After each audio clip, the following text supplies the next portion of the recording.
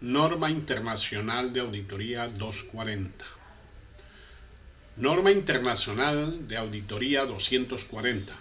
Responsabilidades del auditor en la auditoría de estados financieros con respecto al fraude. Por Guillermo Adolfo Cuellar Mejía, contador público certificado en auditoría internacional por la Association of Chartered Certified Accountants y contador interamericano certificado en la ANI para las PYME por la Asociación Interamericana de Contabilidad. El alcance de la NIA 240 está en las responsabilidades que tiene el auditor con respecto al fraude en la auditoría de estados financieros. Los auditores su objetivo no es descubrir fraudes. Lo que sucede es que cuando se hace auditoría de estados financieros históricos se encuentran incorrecciones, y cuando estas incorrecciones son intencionales con el objetivo de obtener algún tipo de utilidad para quien comete la incorrección o para terceros, entonces se encuentra con fraude. La posibilidad de que un auditor encuentre fraude es bastante alta. Esta NIA 240 desarrolla la forma de aplicación de la NIA 315 y la NIA 330, las cuales tienen que ver con los riesgos que hay de incorrección material ocasionada por un fraude.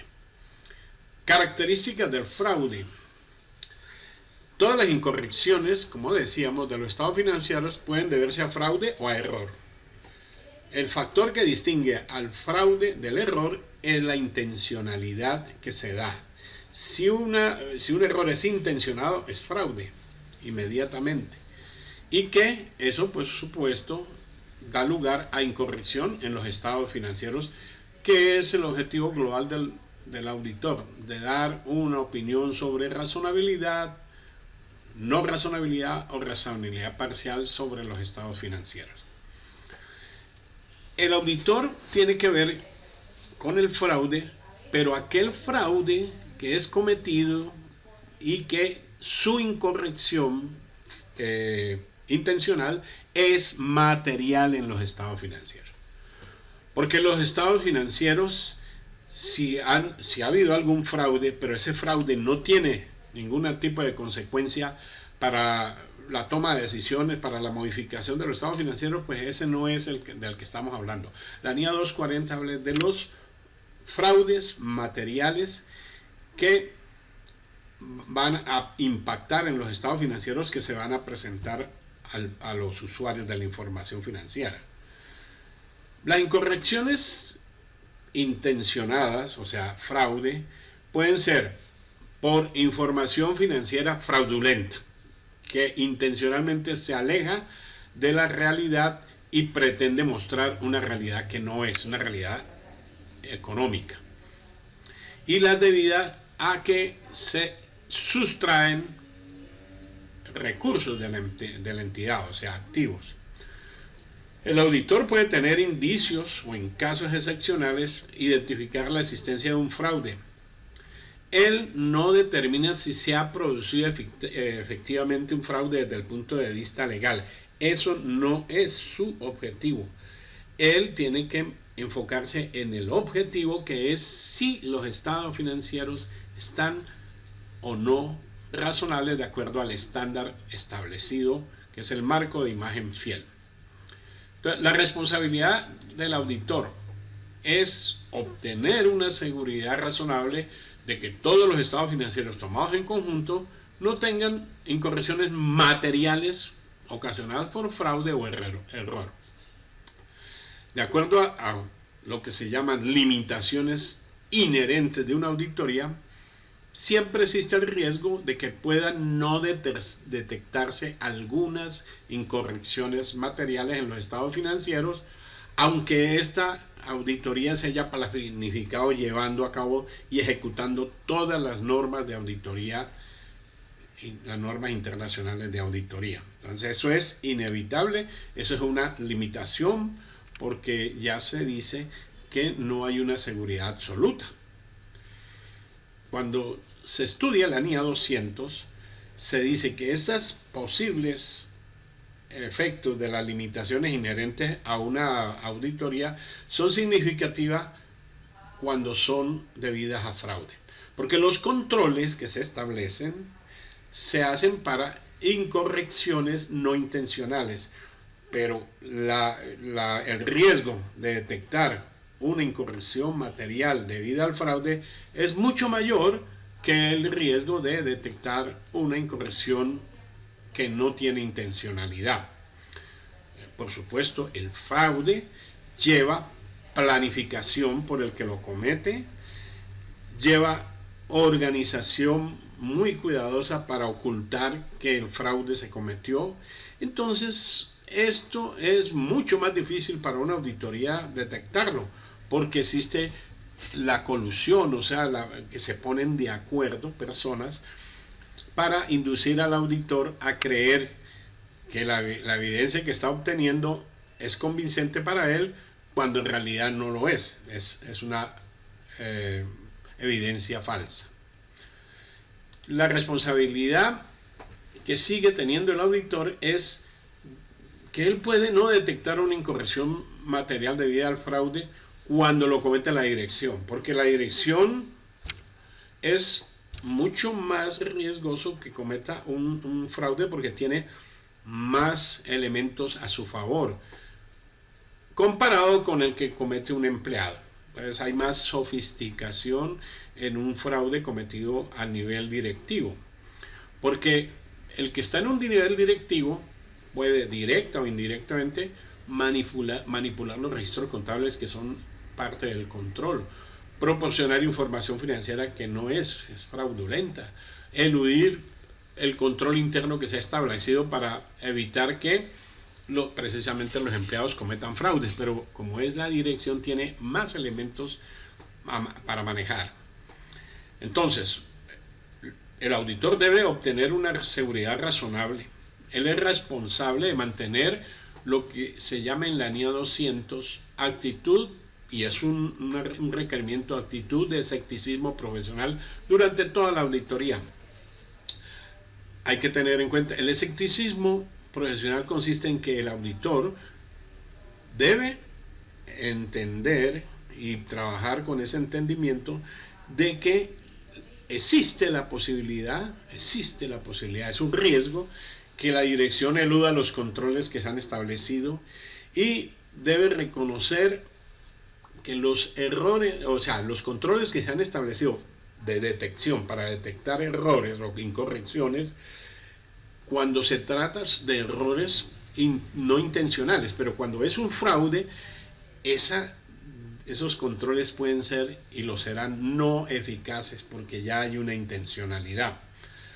La NIA 240 ha diseñado una serie de requerimientos obligatorios para que el auditor tenga la facilidad de identificar y valorar los riesgos de incorrección material que tiene que ver con el fraude, y diseñar procedimientos que puedan detectar esta incorrección material. La NIA 240 establece como objetivos del auditor, no son los objetivos de la NIA 240, sino los objetivos del auditor, los siguientes: identificar y valorar los riesgos de incorrección material en los estados financieros debido al fraude. Identificar, sacar un inventario de cuáles son los eventos posibles que eviten que se cumpla con los controles establecidos, y esa posibilidad, que es un riesgo que no ha sucedido, es un riesgo, valorar qué peso tiene, y si esta identificación y valoración puede ser una incorrección material, es decir, que tenga importancia relativa por el fraude. Otro objetivo es obtener evidencia de auditoría suficiente y adecuada o competente, suficiente en cantidad y competente en calidad, respecto a esos riesgos que valoró la incorrección material debido al fraude. Y diseñar e implementar respuestas apropiadas, porque nada se saca con hacer una identificación, una valoración de riesgos de fraude si el auditor no responde adecuadamente ante esos riesgos. No se ha cometido ningún fraude, estamos hablando de riesgo, la posibilidad.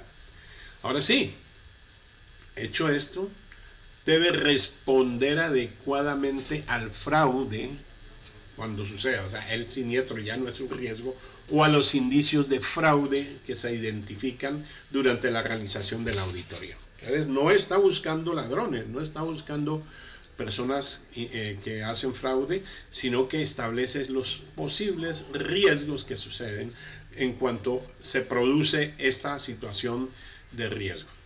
Ahora bien, la NIA 240 establece, así como la NIA 200, 230, 200, definiciones que se aplican a esta NIA y se aplican a todas las demás NIAs. Las definiciones son las siguientes. Fraude, para la NIA 240 y para todas las NIAs, es el acto intencionado realizado por una o más personas de la dirección, por los responsables del gobierno de la entidad, en su caso, si hay supervisión sobre la dirección, por los empleados o por los terceros, que lleve a una utilización del engaño para conseguir una ventaja injusta e ilegal a favor de quien comete la incorrección o de terceros. Factores de riesgo del fraude. Son los hechos o circunstancias que indiquen la existencia de un incentivo o elemento de presión para cometer el fraude o que proporcionen una oportunidad para cometerlo. Eso es lo que se llama en el lenguaje popular la ocasión hace al ladrón. Eso es lo que él tiene que, o se define en la NIA 240 como factores de riesgo de fraude. No se ha cometido ningún fraude, es la posibilidad de que se cometa. Ahora bien, sabemos que los requerimientos son obligaciones que deben ser cumplidas necesariamente por el auditor y que solo en casos excepcionales pueden ser reemplazados por otros procedimientos que conlleven al mismo objetivo. El escepticismo profesional. Debe mantenerse una actitud de escepticismo profesional durante toda la auditoría, reconociendo, pues, obviamente, que ser escéptico profesional no quiere decir de que el auditor crea que todas las personas son ladrones. No, hay que reconocer que a pesar de la experiencia previa que él conoce sobre la honestidad, integridad de la dirección, de los responsables del gobierno de la entidad, de los empleados, etcétera, todo el mundo parte del principio de buena fe de que todos son honestos, pero existe la posibilidad de que haya una incorrección debida al fraude. Ese es el escepticismo profesional. El escepticismo profesional no es creer que todo el mundo es ladrón, sino que existe posibilidad de que haya una incorrección material dentro de los estados financieros que se origine en el fraude. Salvo motivos para creer lo contrario, el auditor acepta que todos los documentos son elaborados con el principio de la buena fe, son auténticos. Si cuando está haciendo la auditoría identifica que un documento puede no ser auténtico o que los términos de un documento han sido adulterados, pero este hecho no se ha revelado al auditor, él llevará a cabo investigaciones detalladas. Es decir, él debe buscar tachar de falso el documento sobre el cual él ya tiene indicios de que ha podido tener alguna alteración. Cuando las respuestas que se hacen sobre las preguntas que se le hacen a la dirección o responsables del gobierno de la entidad no tengan coherencia con lo que él está viendo en su auditoría, él debe investigar esas incongruencias o incoherencias. Tienen que coincidir. Cuando él pregunta, hace una pregunta por aquí y él le está dando imagen de otra cosa que él ya sabe. Entonces tiene que haber una coherencia en esa parte. Y si no, él investiga. Ahora bien, es obligatorio discutir entre los miembros del equipo de auditoría, del equipo del encargo. La NIA 315 establece que se debe discutir entre los miembros del equipo del encargo todos estos hechos. La discusión se centra en el modo en que los estados financieros de la entidad pueden estar expuestos a una incorrección material debida al fraude, o sea, al riesgo, y las partidas que se pueden afectar, incluida la forma en que puede producirse el fraude. Todavía no se ha producido ningún fraude, es riesgo. Esta discusión obviará la opinión que los miembros del equipo de encargo puedan tener sobre la honestidad e integridad de la dirección o de los responsables del gobierno de la entidad. Obviamente se parte de la buena fe, pero existe la posibilidad, eso se llama escepticismo profesional, entender que existe la posibilidad de que se cometa un fraude. Es posible, pero no está hablando de fraude. El fraude ya es el siniestro, aquí estamos hablando del riesgo. Procedimientos de valoración del riesgo y actividades que se relacionan con esto. Al aplicar los procedimientos de valoración del riesgo, eso es los pasos que se deben dar en forma secuencial y con una lógica para determinar qué peso tiene el riesgo, peso, no estamos hablando de fraude, el riesgo de que se cometa fraude, y llevar a cabo las actividades relacionadas para obtener lo que dice la NIA 315, el conocimiento de la entidad y su entorno. Allí está el control interno. El control interno es el sistema que está detectando, controlando y previniendo la posibilidad de fraude. El auditor debe aplicar los procedimientos que le permitan obtener información para identificar los riesgos de incorrección material debida al fraude. Identificar los riesgos para entonces él establecer la respectiva respuesta ante ese riesgo. La dirección y otras personas de la entidad. Él debe indagar. El auditor está obligado a indagar, a preguntar ante la dirección todo lo que tenga que ver con la valoración que ella misma ha hecho del riesgo de que haya posibilidades de incorrecciones materiales debido al fraude. O sea que los estados financieros ya sabemos por la NIA 200 que hay una premisa que la elaboración y la preparación de los estados financieros es responsabilidad de la dirección y en su caso de los responsables del gobierno de la entidad. Entonces ellos también tienen que valorar las posibilidades de que haya fraude en cuanto a naturaleza, extensión y frecuencia de dichas valoraciones que se hacen sobre esa información financiera. También preguntará el auditor cuál es el proceso que sigue la dirección para identificar y dar respuesta a los riesgos de fraude en la entidad, incluido cualquier riesgo de fraude específico que la dirección ya haya identificado o del cual haya sido informada. Cuáles transacciones, cuáles saldos contables o información a revelar tienen posibilidad de que exista riesgo de fraude. Siempre estamos hablando de riesgo, un hecho, un evento futuro que no ha sucedido, pero que puede suceder. En su caso, también él investigará o averiguará como auditor la comunicación por parte de la dirección a los responsables del gobierno, que son los que supervisan a la dirección de todos los procesos que la dirección está haciendo para identificar y dar respuesta a los riesgos de fraude en la entidad. Y, por último, en su caso, la comunicación, indagará el auditor por la comunicación por la dirección a los empleados su opinión relativa a las prácticas empresariales y al comportamiento ético. O sea, ese es el código de ética del gobierno corporativo. El auditor también realizará indagaciones ante la dirección y cuando proceda a otras entidades de la entidad, otras personas de la entidad, con el fin de determinar si él tiene conocimiento de algún fraude, indicios de fraude o denuncia de fraude que le afecte. Ya esos ya son posibles siniestros, ya no es riesgo.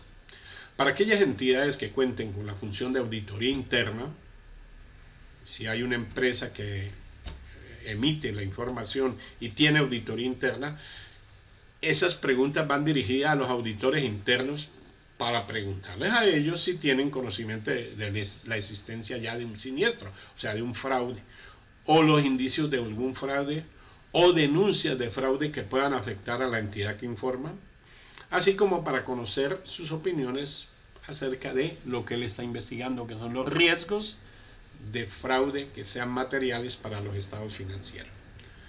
En cuanto a los responsables del gobierno de la entidad, a menos que todos los responsables del gobierno de la entidad participen en la dirección, entonces allí siempre hay que establecer esta situación.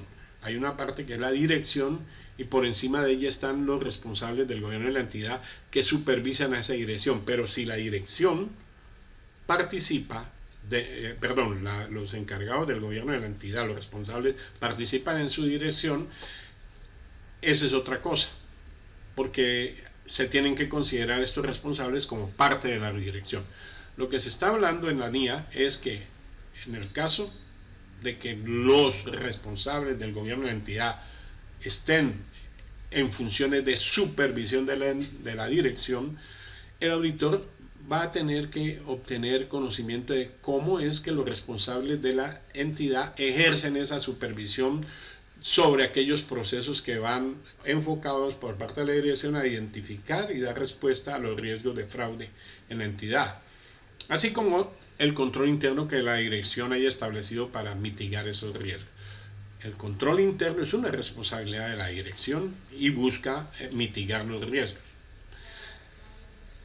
Otra vez, salvo que todos los responsables participen en la dirección, que ese no es el caso, sino cuando ellos están supervisando como debe ser, el auditor debe realizar indagaciones ante ellos para saber si los responsables del gobierno de la entidad tienen conocimiento de algún fraude, indicios de fraude o denuncia de fraude. O sea, es la misma indagación que se hace en el caso cuando se tiene auditoría interna. Estas indagaciones se van a hacer para corroborar, como es un modo de corroborar, lo que él le ha preguntado a la dirección. Entonces, eso es una forma de corroborar. Le pregunta a la dirección, los encargados del gobierno de la entidad supervisan a la dirección, le pregunta lo mismo y entonces busca que debe haber una congruencia o coherencia en esa respuesta. Debe identificar el auditor como requerimiento, como obligación, todas las relaciones que haya inusuales o inesperadas. Evaluará si estas relaciones inusuales o inesperadas que se hayan identificado cuando se hagan procedimientos de tipo analítico, incluidos los relacionados con cuentas de ingresos, que pueden indicar riesgos de incorrección material debida al fraude. Todo aquello que sea inusual o inesperado son banderas de alerta para el auditor. Otra información. Como requerimiento, el auditor tiene que tener en cuenta toda otra información que se haya obtenido que indique la existencia de riesgo de incorrección material debida al fraude. Cualquier información es válida.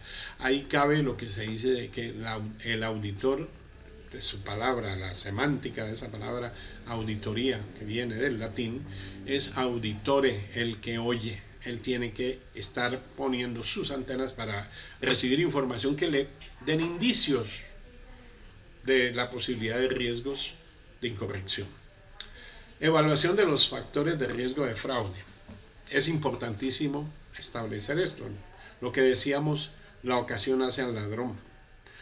El auditor debe evaluar si la información que se obtiene por otros procedimientos de valoración del riesgo y actividades indica la presencia de uno o varios factores de riesgo del fraude. Riesgo de fraude, no fraude en sí mismo. Los factores de riesgo no indican necesariamente la existencia del fraude, sino la posibilidad. Y muy a menudo se presentan cuando se han producido fraudes. Y esos pueden ser indicativos de riesgo de incorrección material debida al fraude. O sea, la ocasión, esos factores no indican que está dándose un fraude, sino que está dando la posibilidad que el fraude se cometa. Ahora sí, ese inventario es una obligación, identificar y evaluar la criticidad de los riesgos de incorrección material debido al fraude. Primero se hace un inventario de cuáles son los riesgos y luego se le da un valor, porque todos los riesgos no son de igual valor.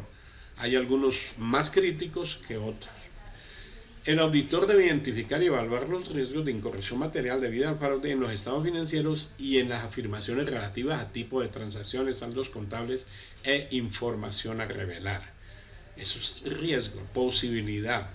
Para esta identificación y valoración, el auditor, basándose en la presunción de que existe riesgo de fraude en el reconocimiento de ingresos, generalmente, evaluará qué tipo de ingresos, de transacciones generadoras de ingresos o de afirmaciones sobre los ingresos dan lugares a tales riesgos.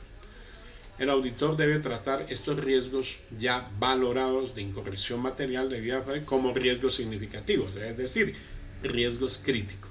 Y en consecuencia, en la medida que aún no se haya hecho, el auditor debe obtener conocimiento de los controles que han establecido y las actividades de control que se han establecido y que sean importantes para anular esos riesgos, eliminarlos o mitigar el impacto. ¿Cuáles son las respuestas que el auditor debe tener de incorrección material debida al fraude? Hay unas respuestas globales, porque no se saca nada con identificarlos si no se sabe cómo va a responder el auditor ante ellos. Determinará el auditor las respuestas globales necesarias frente a los riesgos valorados. En estas respuestas globales frente a los riesgos valorados de incorrección material, el auditor va a asignar y supervisar a su personal teniendo en cuenta, pues por supuesto, los conocimientos, la cualificación y la capacitación de las personas de las cuales se le atribuye responsabilidad y su propia valoración de riesgos de incorrección material debido al fraude. Él debe evaluar si la selección y aplicación de las políticas contables por parte de la entidad, y en especial las que tienen que ver con mediciones subjetivas o estimaciones, las transacciones complejas pueden ser indicativas de información financiera fraudulenta, originada por intentos de manipular los resultados por parte de la dirección. Es bastante difícil, pero allí se está dando él cuenta de la posibilidad de riesgo. E introducirá un elemento de imprevisibilidad en la selección de la naturaleza, el momento de realización y la extensión de los procedimientos de auditoría. Los procedimientos de auditoría, como respuesta a los riesgos que ya han sido valorados,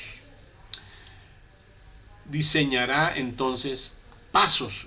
Procedimiento de auditoría es la serie de pasos que se van a dar para cumplir un objetivo de auditoría. Entonces el auditor diseñará y aplicará procedimientos de auditoría posteriores cuya naturaleza, momento de realización y extensión respondan a los riesgos que se valoraron de incorrección material debido al fraude. Los procedimientos de auditoría en respuesta a riesgos relacionados con la elusión de los controles por parte de la dirección. También, como decíamos, es bastante difícil porque la dirección tiene todos los elementos a su favor para poder eludir esos controles. Entonces, esa posición privilegiada que tiene la dirección para cometer fraude por su capacidad de manipular los registros contables, preparar estados financieros fraudulentos, eludiendo los controles que ella misma elaboró para el control interno, que operan eficazmente, pero que ella los puede eludir. Entonces, la existencia de este riesgo, existe el riesgo, lo que se llama la buena fe, hay que tenerla presente siempre. Aquí estamos hablando de la existencia de la posibilidad que este riesgo existe en todas las entidades. El escepticismo profesional no es creer que la dirección está cometiendo fraude, sino que existe la posibilidad de que se presente el fraude por esa posición privilegiada. Dado el carácter imprevisible de que esa elusión, eludir los controles, pueda producirse, ese es un riesgo que debe ser considerado por el auditor como significativo, es un riesgo crítico. Con independencia de la valoración que el auditor le dé de que la dirección eluda los controles, el auditor de todos modos debe diseñar y aplicar procedimientos de auditoría para el fin de comprobar la adecuación de los asientos en el libro diario registrados en el libro mayor, así como los ajustes que se realizan para preparar los estados financieros. Para diseño y aplicación de los procedimientos a este respecto, el auditor debe hacer preguntas entre las personas que participan en el proceso de información financiera sobre aquellas actividades que no son adecuadas o son inusuales con el procesamiento de los asientos en el diario y los ajustes. Tiene que ver esto con el software contable. Seleccionará asientos del libro diario y otros ajustes realizados durante el periodo y considerará la necesidad de comprobar estos asientos en el libro diario y otros ajustes que se realizan durante todo el periodo. Todo esto es porque hay posibilidad, hay un riesgo de que la información financiera sea manipulada por parte de la dirección. Posibilidad, riesgo. Debe revisar las estimaciones contables en busca de sesgos y evaluar las circunstancias que ha dado lugar al sesgo. Y si lo hubiera, presentan un riesgo de incorrección material debido al fraude. Las estimaciones contables son hechas por la dirección. Ella hace y esas estimaciones pueden ser hechas tendenciosamente. Entonces, el auditor debe evaluar si los juicios que formulan y decide la dirección, al estar esas estimaciones contables que se van a incluir de acuerdo al marco conceptual para la información financiera en los estados financieros, aunque sean razonables, considerados individualmente, pueden indicar una posibilidad de sesgo por parte de la dirección en cuanto a una incorrección material debida al fraude. Si es así, eso es una posibilidad. El auditor debe volver a evaluar las estimaciones contables tomadas en su conjunto. Hay NIAs especiales para poder decirle al auditor cómo debe actuar al frente de estas estimaciones. Es un peligro, es un riesgo, pero no quiere decir que la dirección está actuando fraudulentamente. Existe el riesgo, se llama escepticismo profesional. El auditor debe llevar a cabo una revisión hacia atrás de todos los juicios e hipótesis que se hicieron por parte de la dirección con estimaciones sobre los mismos casos y que se reflejan en estados financieros anteriores. Debe haber una coherencia. Lo que se hizo en el periodo anterior como estimación debe ser coherente con lo que se hace en este periodo. Es una comparación muy importante.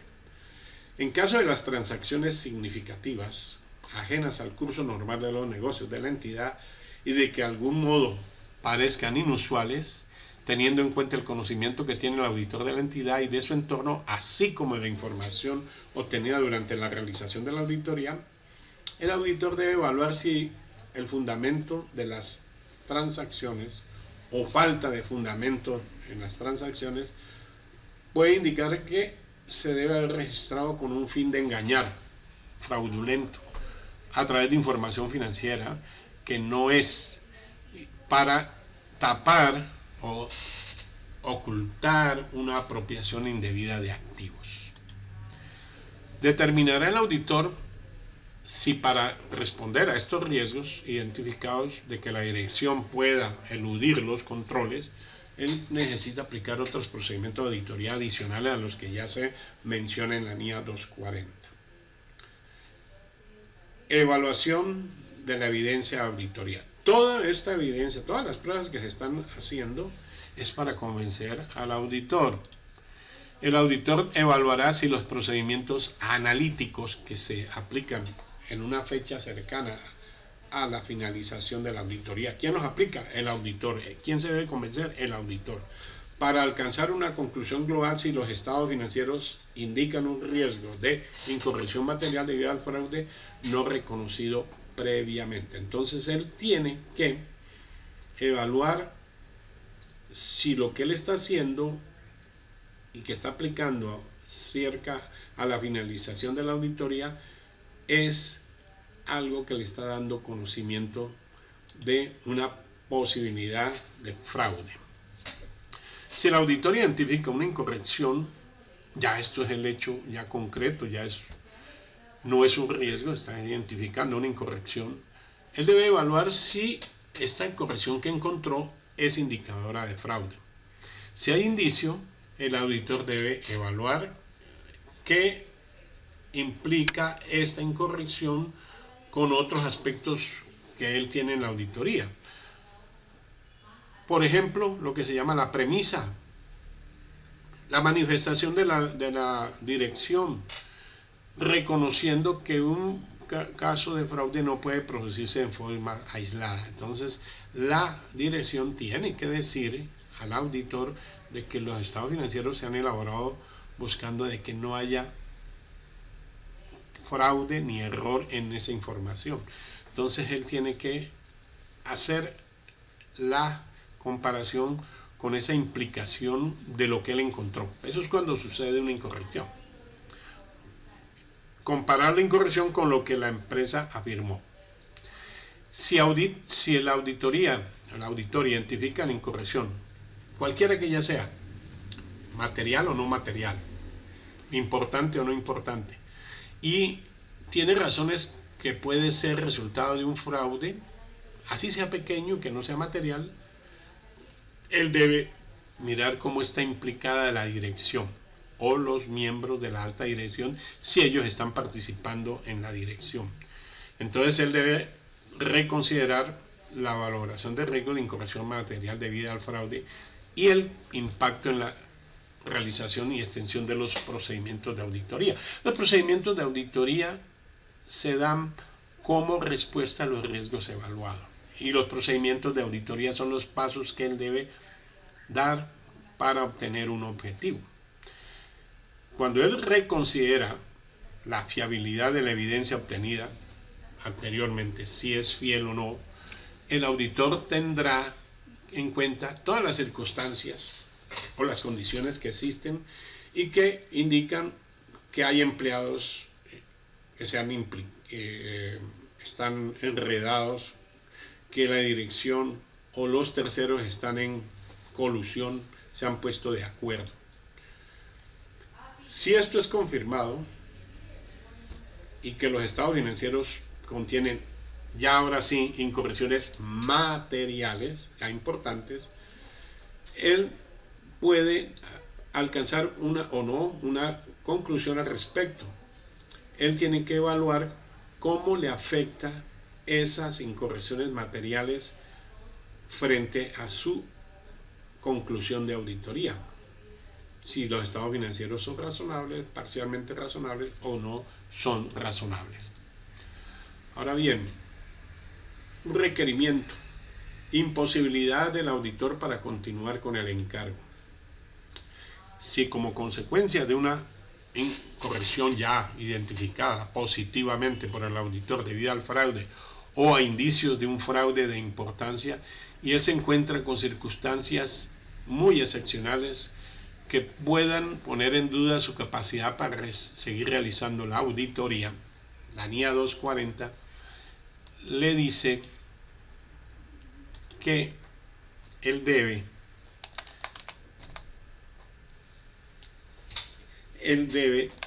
determinar las responsabilidades profesionales y legales aplicables en la función de la circunstancia. Él puede decir, bueno, si yo sigo sabiendo que esta información financiera es fraudulenta y el fraude es importante, ¿qué responsabilidad me cabe a mí en forma profesional y legal? Debe considerar si puede, de acuerdo a las disposiciones legales, puede renunciar al encargo de auditoría, si se lo permiten. Ahora bien, si el auditor llega a renunciar, si es posible que pueda renunciar, porque él dice, no, esta información es totalmente fraudulenta y mi responsabilidad me obliga a renunciar, entonces él debe discutir esa renuncia con la dirección y los responsables del gobierno de la entidad y plantearles por qué él va a dejar de llevar a cabo la auditoría y determinará si hay algún requerimiento profesional o legal que le exija que el auditor informe su renuncia a ese encargo y de las razones que tiene para renunciar a las personas o personas que realizaron el nombramiento del auditor. Puede ser la auditoría, puede ser la Asamblea General o en algunos casos a las respectiva superintendencia. O sea, en el caso de renuncia, él tiene que discutir esto con la dirección y los encargados del gobierno de la entidad. Comunicaciones a la dirección y a los responsables del gobierno de la entidad. Si el auditor identifica un fraude u obtiene información de que indique la posible existencia, debe comunicarlo al nivel adecuado de la dirección, siempre y cuando la dirección no esté involucrada en ese fraude, por supuesto, a fin de informar a los principales responsables de la prevención y detención del fraude y de las cuestiones relevantes para sus responsabilidades. Si la dirección está involucrada en el fraude que él detectó, debe dirigirse a los encargados del gobierno de la entidad. A menos que todos los responsables del gobierno participen en la dirección, él debe, en el caso de que encuentre un fraude o indicios en el que estén participando la dirección, los empleados que desempeñan funciones significativas de control interno o cualquier otra persona, cuando el fraude dé lugar a una incorrección material en los estados financieros, él debe comunicar todo esto a los responsables del gobierno de la entidad, o sea, al siguiente nivel, ¿sí? A menos, si todos los de la junta directiva participan en la dirección, él no lo puede hacer, tiene que seguir la escala. Si estos indicios de existencia de fraude, en los que esté implicada la dirección, él va a comunicar la sospecha. El auditor no hace juicios, él no es un juez. Él dice, tengo los indicios, y se lo da a los responsables del gobierno de la entidad, que son los que supervisan a la dirección, y discutirá con ellos cuáles fueron los procedimientos de auditoría que necesitó para completar esa auditoría que ya le compré, porque estos son indicios. No hay nada probado, es indicios. Y entonces él dice, bueno, tengo que investigar más para poder estar seguro. Él va a comunicar a los responsables del gobierno de la entidad cualquier cuestión que se relacione con el fraude que sea relevante para las responsabilidades. Ahora bien, ¿qué pasa con las autoridades reguladoras y de supervisión, o sea, la superintendencia? Si ya el auditor identificó un fraude o tiene indicios muy seguros de que existe el fraude, él determinará si tiene la responsabilidad de informar de ello a un tercero ajeno a la entidad, por ejemplo, la superintendencia de sociedades o a una fiscalía.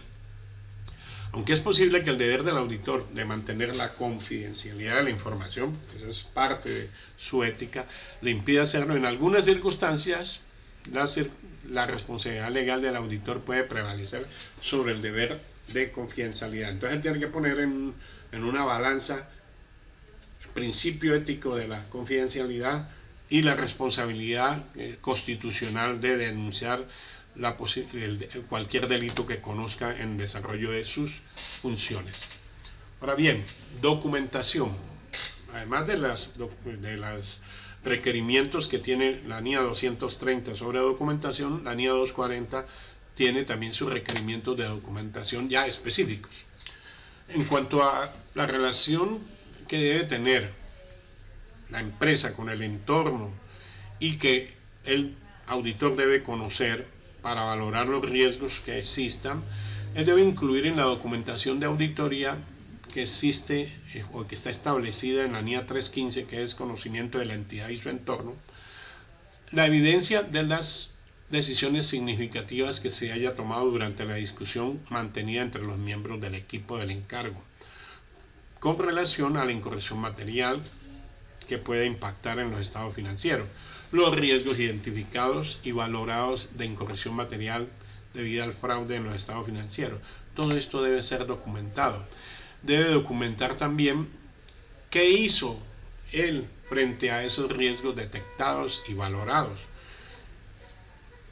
Ese material, esa incorrección material que impacte los estados financieros, es exigida de documentarse por la NIA 330. Las respuestas globales que hace el auditor a los riesgos valorados y la naturaleza y el momento de realización de los procedimientos de auditoría que se hacen para esos procedimientos que me van a llevar a ver si los estados financieros son impactados por una incorrección material debida al fraude. Todo eso tiene que estar documentado, sobre todo esos procedimientos que él estableció para responder a ese riesgo de que la dirección eluda los controles. En la documentación de auditoría, el auditor incluirá todas las comunicaciones sobre fraude que haya realizado a la dirección, los responsables del gobierno de la entidad y a las autoridades reguladoras y otros. Si el auditor concluye que en las circunstancias del encargo no es aplicable la presunción de que existe un riesgo de incorrección material debido al fraude, incluirá en la documentación de auditoría cuáles son las razones que sustentan dicha conclusión. Muchísimas gracias.